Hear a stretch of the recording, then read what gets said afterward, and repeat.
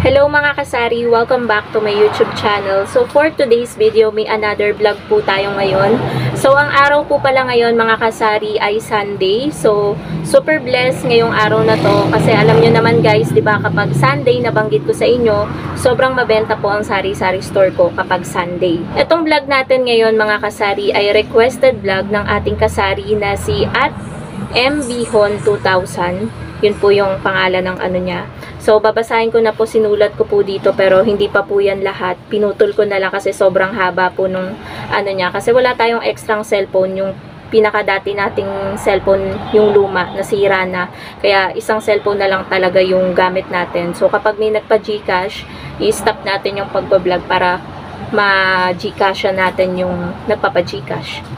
So, wait lang guys, meron lang naglalakad. Bata lang pala. So, basahin ko na guys. Ate siya May, ako nagpapautang. Ito kasi guys, itong comment niya na to, dun sa isa kong vlog. Ewan ko kung anong title nun. So, siya daw ay nagpapautang, kaya lang merong interest. Kaya nawala yung umuutang daw sa kanya. So, ate, pinapasweldo mo ba yung sarili mo? Yun yung tanong niya sa akin. O kung ano lang ang matira sa puhunan. Nagbabayad ka din ba ng pwesto mo? Ako, tinda ko ay yung mga fast moving. Gaya nga daw ng mga asin, sibuyas, bawang, toyo, at mga delata, tsaka konting prutas at gulay. Yung mga fast moving lang guys, yung mga basic needs yung tinitinda niya. So, sasagutin lahat natin yung katanungan niya kung ako daw ay nangungupahan, kung pinapasahod ko ba daw yung sarili ko, at kung ako daw ay, ano pa ba? Yun lang pala. Nalito na ang ate nyo. So, yung una, napakaganda ng strategy mo sis.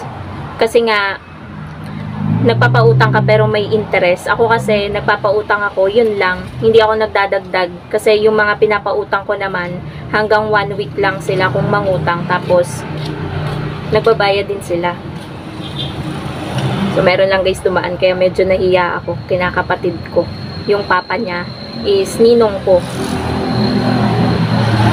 So, ayun nga, napakaganda ng strategy mo kasi nga, nagpapautang siya tapos may interest.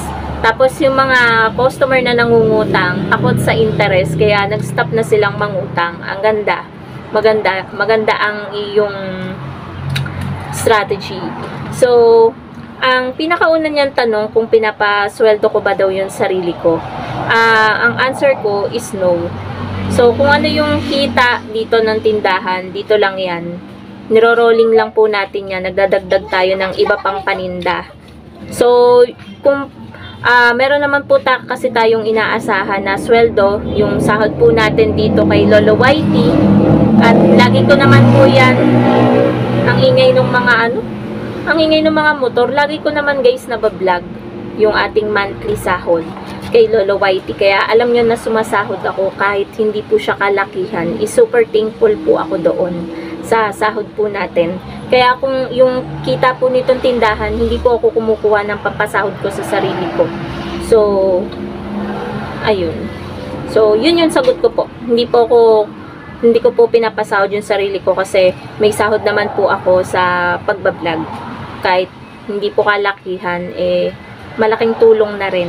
Tapos, yung puhunan po ng sari-sari store, kumukuha po ako. Pero, maliit lang po na porsyento. Yung pambili lang namin ng ulam sa araw-araw. So, yun lang po yung kinukuha ko dito.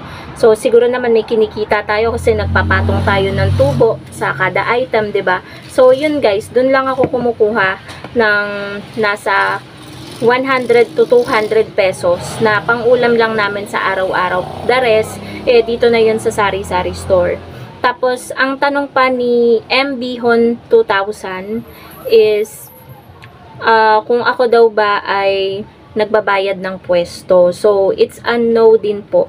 No din po. Kasi ito pong pwesto kung ito ay lupa po to ng father ko. Ayan. Kaya, nagtayo po kami dito ng kapraso, in-extend lang, pero hindi po ako nangungupahan kasi sariling lupa po ito ng father ko. So, sinuwerte lang kasi may natira pang kaprasong lupa, kaya nakapagtayo po tayo ng isang maliit na tindahan. Kaya, ayun po talaga, napakalaking tulong na yung naliles, 'di ba? Kung mag-uupa ka, magkano ang upa sa isang pwesto? 'Diba? Depende pa sa laki, may pwesto na 3,000, merong 2,500, kapag malakihan naman, merong 10,000, 7,000, 5,000, 'di ba? Kaya napakaswerte lang ng mga sari-sari store owner na kagaya ko na hindi na nagbabayad ng pwesto. 'Di ba? Naka-less na tayo sa gastos. Ang gastos na lang natin, kuryente, tubig, internet, or pang-load, ganyan, pambaon ng mga anak, ganyan. So, pangkain, ayan, panggastos sa araw-araw. Yun na lang. Sa pwesto is nakatipid na tayo kasi nga hindi tayo nangungupahan. So, kung ang tinda nyo naman po, ito po ang sabi niya, mga asin, sibuyas, bawang, mga prutas, kape, tsaka mga delata, yun lang po yung paninda niya. So, okay na din naman po yun eh. As long as kumikita po tayo, pero kapag siguro po nagkaroon tayo ng extra income, maganda rin na magdagdag po tayo ng ibang items gaya ng alak at sigarilyo kasi mabenta po talaga yan.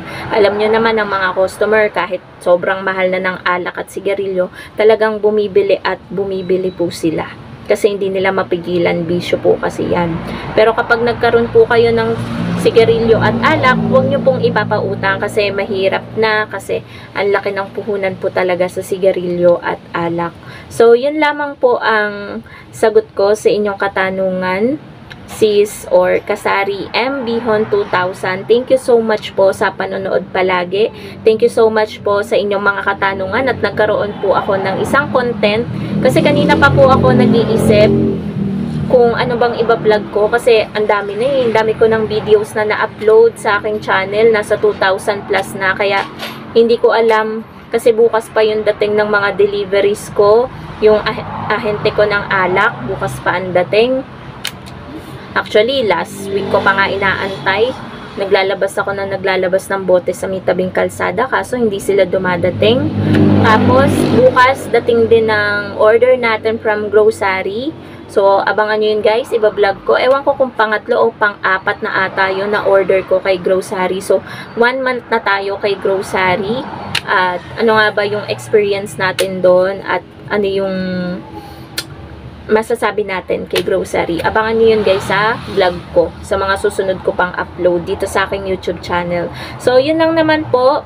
Hindi ko nga alam kung anong itatitle ko dito sa vlog na to, pero napaka-interesting ng mga katanungan ni ate kasi bihira lang may magtanong nito sa akin kung pinapasweldo ko ba daw yung sarili ko, kung nagbabayad ba ako ng pwesto, tapos kung nagpapautang ba ganyan. Ako naman nagpapautang ako, basta sa mga good payer.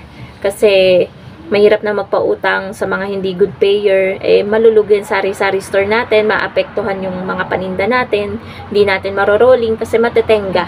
Kaya ang pautangin lang po natin is yung mga good payer, yung mga magagaling magbayad, yung mga nakakaalala, 'di ba? So yun lamang po mga kasari ang vlog natin for today. Thank you so much for watching and happy selling po sa inyong lahat. And God bless na rin mga kasari. Bye guys!